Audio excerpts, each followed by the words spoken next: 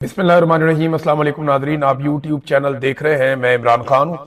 Nadreen, एक तो साजिश हुई है सुहेल अफरीदी के खिलाफ। पूरी कोशिश की गई कि सुहेल अफरीदी वादिय तीरा के मुतासरीन तक ना पहुंचे। उन्हें बहुत सारे थ्रेट बताए गए और बार बार उनके साथियों को भी ये कहा गया कि वहां बहुत खतरा है, सुहेल अफरीदी को वहां जाने से रोका जाए। पहले तो पूरी कोशिश की गई, बाद में ये कहा गया जी मौसम खराब है, आपको हेलीकॉप्टर भी नहीं मिल सकता और वहां पे सिक्योरिटी के भी मसाइल है और जनाब जिम्मेदारी नहीं ली जाएगी। इस किस्म के पैगाम भी पहुंचाए गए, लेकिन उसके बावजूद सुहेल अफरीदी ने कहा जी हम तो जाएंगे और उन्होंने अपनी इंतजामिया को अलर्ट होने का कहा और फिर वो चले गए। सुहेल अफरीदी जाकर वादिय तीरा के मुतासरीन से मिले, उनके मसाइल हल करने की यकीन दहानी करवाई और जितना वो मौके पर कर सकते थे उन्होंने वहां किया। अब उसके बाद प्रोपेगेंडा फैलाया जा रहा है कि जनाब बहुत सारा सिक्योरिटी और प्रोटोकॉल लेकर वो गए थे, लेकिन क्या सरफराज बुगटी कोयटा से बाहर जा सकता है? क्या सरफराज बुगटी इससे 4 गुना 6 गुना ज्यादा प्रोटोकॉल और गाड़ियां लेकर बलूचिस्तान में इस तरीके से जंगजदा इलाकों में जा सकता है? क्या इससे कम प्रोटोकॉल में मरियम नवाज पंजाब में घूम सकती है या कच्चे के इलाके में जा सकती है या मुराद अली शाह? तो ये भोंगियां मारना बंद करें। उसने जो करना था वो कर दिया, आपकी साजिश नाकाम हो गई। वो गया अपने लोगों के बीच में, उनके साथ जाके उसने बात की। ऑपरेशन तो वो रोक नहीं पा रहा क्योंकि ताकत के बलबूते पे बंदूक के साथ हो रहा है। तो सियासतदान के पास बंदूक तो नहीं होती, जबान होती है, कलम होता है, पार्लियामेंट होती है, अवामी ताकत होती है, अवामी आवाज होती है। वो उठाएगा जो वो कर सकता है, लेकिन उसने सरेंडर नहीं किया। वो गया और जाकर अपने लोगों के साथ खड़ा हुआ और इसका इंपैक्ट आएगा। ये एस्टेब्लिशमेंट को ये लगता है कि ये ऑपरेशंस करेंगे और पाकिस्तान तहरीके इंसाफ गैर मकबूल हो जाएगी। ऐसा नहीं है। इन ऑपरेशंस के नतीजे में अमन तो पता नहीं आएगा या नहीं आएगा। पाकिस्तान की एस्टेब्लिशमेंट पहले से ज्यादा गैर मकबूल हो जाएगी। पाकिस्तान की अवाम और एस्टेब्लिशमेंट में फासले ज्यादा बढ़ जाएंगे अगर इन्होंने अवामी सियासी जमातों और जितने भी वहां पे स्टेक होल्डर्स हैं उन सबको एतमाद में ना लिया तो ये होगा। जरगा होता है, जरगे के अंदर फैसला होता है, 21 सियासी जमातें बैठती हैं, वो जरगे के बाहर से बंदे उठा लिए जाते हैं। आज तक पता नहीं चला बंदे कहां गए।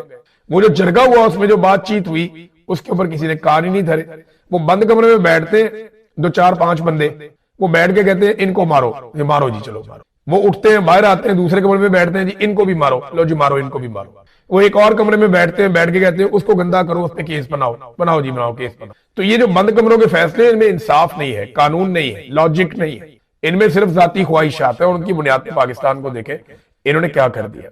अब वही सुहेल अफरीदी जो कल वहां से तीरा से वापस होकर आए, बहुत एनर्जेटिक आदमी है। इमरान खान ने सही पॉलिटिकल ट्रेनिंग की है इन लोगों की। सुहेल अफरीदी अब एबटाबाद चला गया और एबटाबाद में हरीपुर में जो इस्तकबाल सुहेल अफरीदी का हुआ, बड़ा तगड़ा एक पावर शो है। पाकिस्तान तहरीके इंसाफ का ये तस्वीर आप देखें, ये मनाजिर आप देखें। दर्जनों तस्वीर सुबह से मेरे पास आई हैं, मनाजिर आए हैं, बहुत बड़ी तादाद में लोगों ने वेलकम किया। और ये एबटाबाद है, यहाँ अभी पीएमएलएन को एक इलेक्शन जबरदस्ती जितवाया गया, यानी उमर अयूब साहब की अहलिया को इलेक्शन हरवाया गया और अजीबोगरीब किस्म का इलेक्शन हुआ।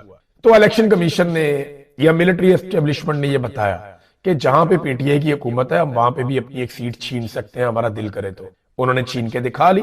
तो अब वहां पे जिस किस्म की मोबिलाइजेशन, और मैं इसको मोबिलाइजेशन कहूंगा, ये जो पार्टी की जिम्मेदारी है वो अभी तक अदा नहीं हो रही। याद रखिएगा ये 2 अलग अलग चीजें हैं। स्ट्रीट मूवमेंट का इमरान खान साहब ने सुहेल अफरीदी को कहा है, सुहेल अफरीदी उसका मोमेंटम बनाने के लिए मोबिलाइजेशन कर रहे हैं, हर जगह जा रहे हैं। लेकिन जो पार्टी की रिस्पॉन्सिबिलिटी है कि उस मोबिलाइजेशन को चैनलाइज किया जाए, हर गली मोहल्ले में बाकायदा मेंबर्स को बताया जाए कि तुमने क्या करना है, तुमने क्या करना है, तुमने क्या करना है, और लिस्टें बने, चीजें बने, जिस तरीके से आगे चलना है वो प्रोसेस अभी शुरू नहीं हुआ। उसके बारे में मेरी इंफॉर्मेशन के मुताबिक अभी काम नहीं हुआ। लेकिन इस मरतबा सुहेल अफरीदी का, क्योंकि पिछली मरतबा तस्वीर बड़ी वायरल हो गई थी कि 4-5 नौजवान सुहेल अफरीदी, शाहिद खटक, मीना खान और शफीउल्लाह जान ये गाड़ी पे खड़े हैं, तो वो बहुत वायरल हो गया था। तो इस मरतबा क्या किया गया कि गाड़ी के ऊपर और लोग भी चढ़ गए। गाड़ी पे हमने देखा कि बैरिस्टर गौहर साहब है, गाड़ी पे खैबर पख्तूनख्वा से जो असेंबली के स्पीकर हैं बाबर सवाती साहब, वो भी वहां पे मौजूद थे। उनके अलावा जुनेद अकबर साहब भी इसी गाड़ी के ऊपर मौजूद थे। तो गाड़ी के ऊपर लोगों की तादाद बढ़ रही है और पाकिस्तान तहरीके इंसाफ का मोमेंटम भी बढ़ रहा है। अब ये एहतजाजी तहरीक को किस नहज तक ले जाते हैं ये आने वाले दिनों में आपको पता चलता जाएगा, क्योंकि मोबिलाइजेशन तो बहुत अच्छी हो रही है, लेकिन ग्राउंड के ऊपर जो अंदर काम होता है एक पॉलिटिकल पार्टी का कि जो पॉलिटिकल पार्टी के ओहदेदारान जहां ग्रास रूट लेवल तक जाके टच करते हैं, वो कहां तक पहुंचा मामला, और वो जो प्लानिंग है वो कहां तक पहुंची, वहां पे अभी कोई ऐसी इतला नहीं है। दूसरा नाज़रीन, जो तरीके तहफ़्फ़ुज़ आईन पाकिस्तान के लोग हैं वो बेचारे सिंध के दौरे पे है। वहां पे सिंध हुकूमत ने फिर वही हरकतें शुरू कर दी गंदी, यानी वो एक मरतबा फिर जैसे पंजाब करता है हुकूमत, ये नून लीग वाले जो करते हैं वही पीपल्स पार्टी वाले भी अब कर रहे हैं। रुकावटें डाल दी, गाड़ियां खड़ी कर दी, क्रैकडाउन कर दिया, तो सिंध में भी हुकूमत वही गंद मार रही है। हमने कुछ विजुअल देखे, यहाँ पे लोग कश्तियों के अंदर बैठ बैठ के अब इलाके क्रॉस कर रहे हैं, सड़कें बंद कर दी गई हैं। लेकिन वो कह रहे हैं जी इंटीरियर सिंध में हम अपनी पॉलिटिकल एक्टिविटीज करेंगे। हैदराबाद से उनके रास्ते बंद किए गए थे। पाकिस्तान तहरीक इंसाफ के झंडे लेकर लोग निकले हुए हैं सिंध में एक मरतबा फिर, तो एक मोमेंटम तो चल रहा है। तहरीक तहफ़्फ़ुज़ आईन पाकिस्तान के लोग भी काम कर रहे हैं, पीटीआई के लोग भी काम कर रहे हैं, और दूसरी जानिब हुकूमत भी जो कर सकती है वो करती चली जा रही है। अब पाकिस्तान की जो एस्टेब्लिशमेंट की इस वक्त तरजीहात है वो आप ये देखें कि ईमान मजारी को और हादी अली चट्टा को हर सूरत में गिरफ्तार कर लिया जाए। अब वहां पे वकील गए इनकी अदालत में, उन्होंने अदालत में कहा कि जनाब कोई गुंजाइश निकाले, हम उनको गिरफ्तार करवा लेते हैं, वो अपने आप को खुद सरेंडर कर देते हैं, तो इसकी तो इजाजत दें कि दोनों वकला साहिबान अपने आप को खुद सरेंडर करना चाहते हैं। तो अदालत ने ये इस्तदा भी मुस्तरद कर दी, नहीं इनको पकड़ के लाओ। मेरी हमारे सहाफी हैं नादिर बलोच साहब, उनसे बात हुई, उन्होंने कहा जी कि ईमान मजारी वाकई बीमार है और उनकी तबीयत काफी खराब है, लेकिन इसके बावजूद वो गिरफ्तारी से घबरा नहीं। वो ये कह रही हैं ठीक है अगर गिरफ्तारी करना है तो ये हमें गिरफ्तार कर लें, लेकिन उन्होंने सरेंडर करने की दरखास्त दी जिसे मुस्तरद कर दिया गया अदालत की जानिब से। यानी एस्टेब्लिशमेंट ये चाहती है कि घसीट के ही गिरफ्तार किया जाए। साहब बहादुर का हुक्म जो आ गया तो ठीक है कर ले आप, आपने इससे पहले बेशुमार पाकिस्तानियों को गिरफ्तार किया। मारंग बलोच जो पाकिस्तान की बेटी है वो इस वक्त जेल में है। यास्मीन राशिद साहिबा इस उम्र में नवाज शरीफ को शिकस्त देने के बावजूद जेल में। सनम जावेद और फलक जावेद दोनों बहनें, कसूर क्या उनका, वो सवाल उठाती हैं, वो दोनों भी जेल में है, आप उनको नहीं तोड़ पाए। इमरान खान की अहलिया जेल में है, तो अब आप ईमान मजारी को पकड़ के आप क्या निकाल लेंगे? आप ईमान मजारी को जब अंदर करेंगे ना, गिरफ्तार करेंगे, तो जिस कद के साथ आप गिरफ्तार करेंगे ये ज़हनी तौर पे आप तैयार रहिएगा, जब ये पाकिस्तान की बेटी बाहर आएगी ना तो इसका कद 4 गुना बड़ा होगा कम से कम। ये आप अपने दिमाग में बिठा लें, फिर जो मर्जी आप करते रहिएगा। नाज़रीन, पाकिस्तान के अंदर लगातार जो पाकिस्तानियों के साथ किया एस्टेब्लिशमेंट ने, उसकी वजह से जो टेक्सटाइल का शोबा है, ये सिर्फ मैं फैसलाबाद की आपको बात बता रहा हूं, यहां पे 2 लाख अफराद बेरोजगार हो गए। और ये बात किसका? पाकिस्तान का वो मीडिया कर रहा है जो सरकारी मीडिया है, यानी जो वुजरा के अपने चैनल हैं वो बता रहे हैं कि जनाब टेक्सटाइल इंडस्ट्री मुकम्मल तौर पे पाकिस्तान की तबाह हो गई। अब मोहसिन नकवी के और अलीम खान के चैनल भी ये बताने पे मजबूर हो गए हैं कि पाकिस्तान में मईशत मुकम्मल तौर पे तबाह हो गई। अलीम खान वालों ने बड़े पैसे कमाए थे इमरान खान साहब के दौर में, उससे पहले मुशर्रफ साहब के दौर में भी बहुत पैसा बनाया था, इकोनॉमी चल रही थी ना, तरक्की हो रही थी, तो ये कंस्ट्रक्शन इंडस्ट्री बड़ी जबरदस्त चल रही थी, रियल स्टेट कारोबार भी चल रहा था। अब रियल स्टेट को भी धक्का नहीं लग रहा और लोग प्लाट खरीदने के लिए तैयार नहीं है, तो घर कौन बनाएगा और कौन खरीदेगा?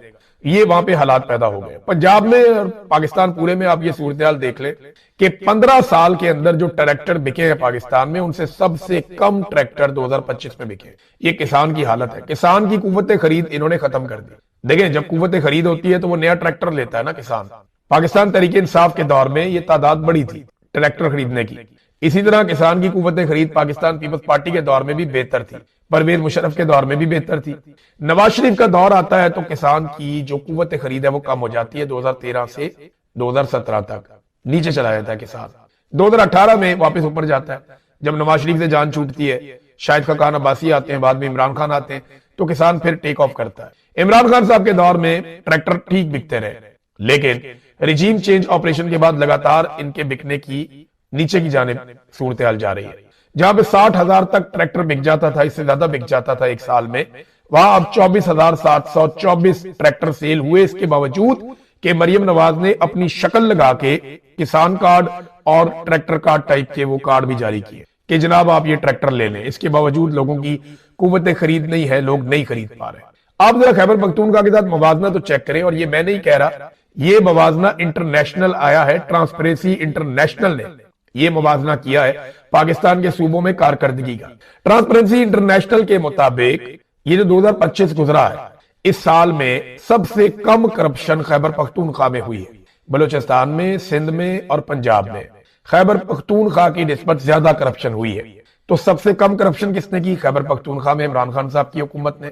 आधा टाइम गंडापुर का था, बाकी टाइम जो है वो सुहेल अफरीदी का है। तो इन्होंने करप्शन सबसे कम की। सबसे ज्यादा ग्रोथ कहां पे हुई, तरक्की किसने सबसे ज्यादा की? वो भी खैबर पख्तूनख्वा ने सबसे ज्यादा की है। यानी पंजाब से ज्यादा तरक्की कर रहा है, पंजाब से कम करप्शन कर रहा है, ये खैबर पख्तूनख्वा है।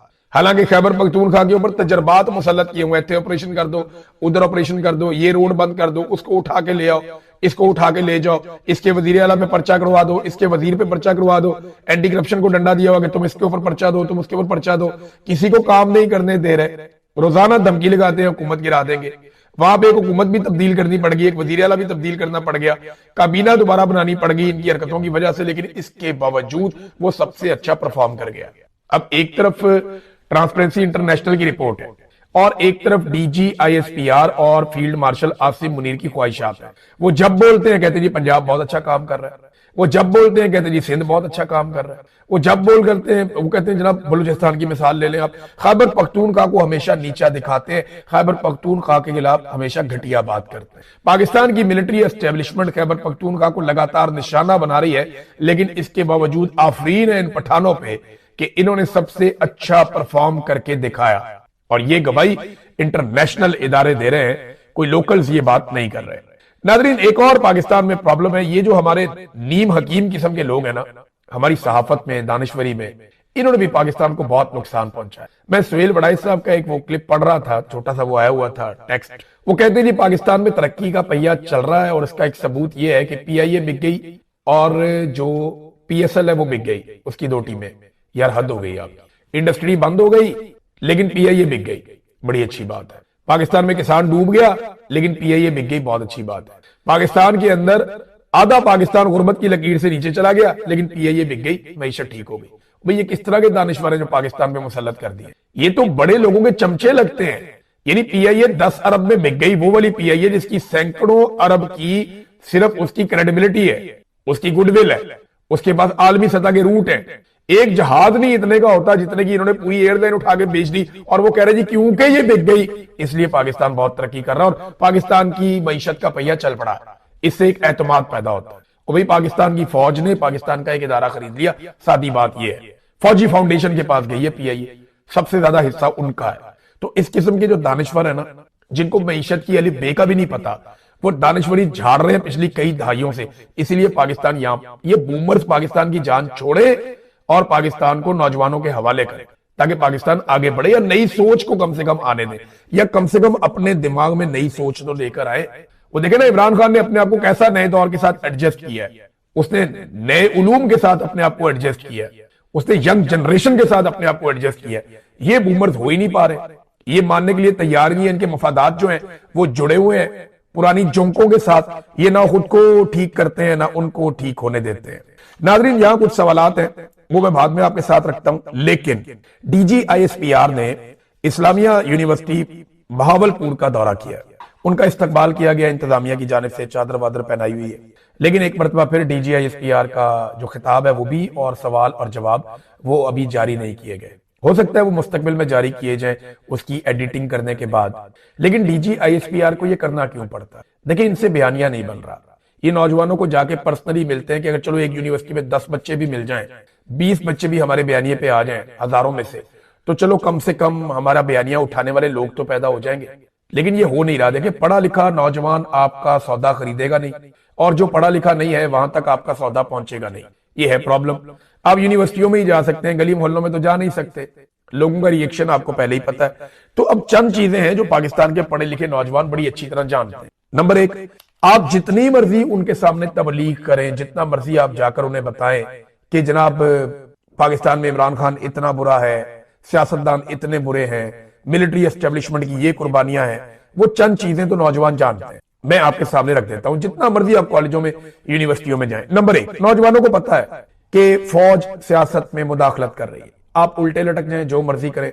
इंजीनियर मोहम्मद अली मिर्जा ने कहा कि आप सारे कोर कमांडर काबे की छत पे खड़े होकर हलफ उठाए ना, फिर भी लोग शायद माने, मुश्किल ही है कि फौज सियासत में किरदार अदा नहीं कर रही। तो नौजवान जानते हैं कि फौज सियासत में किरदार अदा कर रही है, जो उनके हलफ से गद्दारी है। नंबर 1, अब जो मर्जी करें वो नहीं मानेंगे। नंबर 2, क्या पाकिस्तान तरक्की कर रहा है? आप जो मर्जी उनको कहानी सुनाएं, वो ये मानने के लिए तैयार नहीं है, क्योंकि वो बाहर निकलते हैं, अपने आसपास देखते हैं, उन्हें पता है कि पाकिस्तान तरक्की नहीं कर रहा, पाकिस्तान तनज़्ज़ुली की तरफ जा रहा है, और उसके जिम्मेदार आप भी हैं। नंबर 3, मुल्क को किसने तोड़ा और क्यों तोड़ा? नौजवान अच्छी तरह जानते हैं कि याह्या खान ने अपनी ख्वाहिशात की तकमील के लिए अपनी अय्याशी को नहीं छोड़ा और पाकिस्तान को बर्बाद कर दिया और 2 टुकड़े कर दिए। सबसे बड़ा रिस्पॉन्सिबल वही आदमी था। हमूद रहमान कमीशन रिपोर्ट उठा के आप देख लें। नंबर 4, इमरान खान का जुर्म क्या है? नौजवान ये भी जानते हैं, उसका जुर्म सिर्फ पाकिस्तान की मिलिट्री एस्टेब्लिशमेंट और जर्नैलों से पंगा लेना है, और उसका कोई जुर्म नहीं है। तो आप जो मर्जी सौदा बेचे, नौजवानों को पता है इमरान खान का जुर्म क्या है। नंबर 5, इलेक्शन क्यों और किसने चोरी किया? क्योंकि ये नौजवान वोट डालकर आए थे, इनका इलेक्शन चोरी हो गया। तो इलेक्शन क्यों और किसने चोरी किया, इसका जवाब आप नहीं दे पाएंगे कभी भी, तो नौजवान जानते हैं। नंबर 6, पाकिस्तान में इंसानी हकूक की पामालियां हो रही हैं। नौजवान अपने आसपास देखते हैं, खबरें सुनते हैं, सोशल मीडिया देखते हैं, तो उनको पता है कि DGISPR में जो मर्जी कहानी सुनाए, पाकिस्तान के अंदर इंसानी हकूक की बदतरीन पामालियां हो रही हैं, जिनमें पाकिस्तान की मिलिट्री एस्टेब्लिशमेंट बराह रास्त मुलव्वस है। फिर एक्सटेंशन का मामला हो, इस्तिस्ना का मामला हो, मीडिया और अदलिया पे कंट्रोल का मामला हो, करंट अफेयर्स के सारे मामला, तरमीमें जो की गई आइन के अंदर, जो ऑपरेशंस हैं, जो मादनियात हैं, वसाइल पे कब्जा है, ये सारी चीजें पाकिस्तान की यूथ को अच्छी तरह याद है। अब वक्ती तौर पे जाएं, नौजवान बैठ के आपकी बात तो सुन लेते हैं, ये उनकी मेहरबानी है कि वो आपकी बात सुन लेते हैं। बाद औक़ात आपसे सवाल करना भी चाहें तो कई दफा अपने असातिज़ा की वजह से, उनकी इज्जत की वजह से या उनकी नौकरी की वजह से वो नहीं करते, लेकिन वो आपको अच्छी तरह जानते हैं और अच्छी तरह पहचानते हैं। आप उनके दिल में झांक कर नहीं देख सकते, एक सियासतदान देख सकते हैं। कम से कम मेरी इंटरेक्शन तो बहुत होती है लोगों के साथ, मुझे पता है कि लोग आपको क्या कहते हैं। आपके वहां से निकलने के बाद नौजवान जो आपके बारे में सोचते होंगे, अगर वो लिख दें ना, तो आपको लग पता जाए कि नौजवानों के साथ जो आप कर रहे हैं उसका नतीजा क्या निकल रहा है। अभी नौजवानों को एक और चीज के लिए तैयार रहना पड़ेगा। ये मैं पाकिस्तान के नौजवानों को कह रहा हूं, आप तैयार रहें। ये आपके खिलाफ एक बड़ी साजिश करने का मंसूबा बना रहे हैं। ये करना ये चाहते हैं कि वोटर की उम्र को 18 साल से बढ़ाकर 25 साल तक कर दें, यानी 7 साल तक कई लोगों को निकाल दिया जाए, वो वोट ही नहीं डाल सकते। 18 साल, 19 साल, 20 साल, 21 साल, 22 साल, 23 साल, 24 साल, वोट डालने की काबिलियत ही नहीं होगी। आप वोट नहीं डाल सकेंगे। 7 साल का गैप एक ये पैदा करने जा रहे हैं, और ये इनकी ख्वाहिश, ये कर पाएंगे या नहीं एक अलग बात है, लेकिन इन्होंने इसके ऊपर संजीदगी से गौर किया है। आपने इन्हें ये नहीं करने दे, लेकिन इन्होंने आपका मैंडेट छीना है। अब ये आपके वोट डालने का हक भी छीनने जा रहे हैं। इन्हें क्या लगता है कि आप लोगों को शऊर नहीं है, आपको समझ नहीं है। 18 साल का नौजवान शादी कर सकता है, गाड़ी चला सकता है, कारोबार कर सकता है, प्रॉपर्टी संभाल सकता है, जायदाद की देखभाल कर सकता है, बाकी सारे काम कर सकता है, बॉर्डर पे जाके लड़ सकता है, लेकिन वोट नहीं डाल सकता। क्यों? पूरी दुनिया में जो एक स्टैंडर्ड है ना, ज्यादातर ममालिक, ये भारत में आप देख लें 18 साल है, अमेरिका में देख लें 18 साल है, पूरे के पूरे यूरोप में देख लें 18 साल, यानी ये सिर्फ चंद ऐसे हैं, कुवैत, लबनान, कैमरून, ये ममालिक आपको पता है किस तरह के हैं। तो यहां पे 21 साल 20 साल इन्होंने रखा हुआ है, वो 25 साल तो फॉर गॉड से किया। इमरान खान का खौफ इतना ज्यादा इन बूमर्स को कि ये 25 साल तक लेकर जाने का सोच रहे हैं। नौजवानों, आपने रुकना नहीं, आपने इसका मुकाबला करना है, आपने बाहर आ जाना है। आपका जमात किसी भी से भी ताल्लुक है, कोई भी पॉलिटिकल पार्टी, कोई भी ग्रुप है, आप इनकी नाक में दम कीजिएगा अगर आपका वोट डालने का हक ये छीने, क्योंकि इससे वो लगभग 3 करोड़ वोटर्स को बाहर निकालना चाहते हैं। यानी अगले इलेक्शन में वो चाहते हैं कि 3-3.5 करोड़ वोटर ही बाहर निकल जाए जो वोट डाल सकता है, और इन्हें यह लगता है क्योंकि वो वोट इनके खिलाफ पड़ेगा। और नौजवान पाकिस्तान, यानी अगर DGISPR जाके ये बातचीत कर रहे हैं नौजवानों से, वही उनको आइडिया हो रहा है ना कि ये नहीं मानेंगे, निकालो इनको वोटर लिस्ट में से, इनका वोट डालने का हक छीन लो। भाई यहां पे यूके के अंदर इस वक्त ये फैसला हो रहा है, हुकूमत कर रही है कि वो वोटर की जो उम्र है वो 18 से 16 साल करने जा रहे हैं, कि 16 साल के नौजवान को भी, और दुनिया में कई जगहों पे 18 से 16 साल कर दिया गया कि 16 साल का नौजवान भी वोट डाल सकता है। आप यहां से 25 साल पे लेकर जा रहे हैं। क्या चाहते हैं कि आप पाकिस्तान में? तो ये नौजवानों, आपकी बहुत बड़ी तौहीन है जो ये करने का सोच रहे हैं। अगर ये करें तो छोड़ दें आप इस पॉलिटिकल पार्टी से, इनके नाक में दम कर दें, इनको बंदे का पुत्र बना दें कि ये कैसे हो सकता है भाई कि तुम हमसे वोट का हक ही छीन। अब तक के लिए इतने, अपना ख्याल रखिएगा, अपने इस चैनल का भी। अल्लाह हाफ़िज़।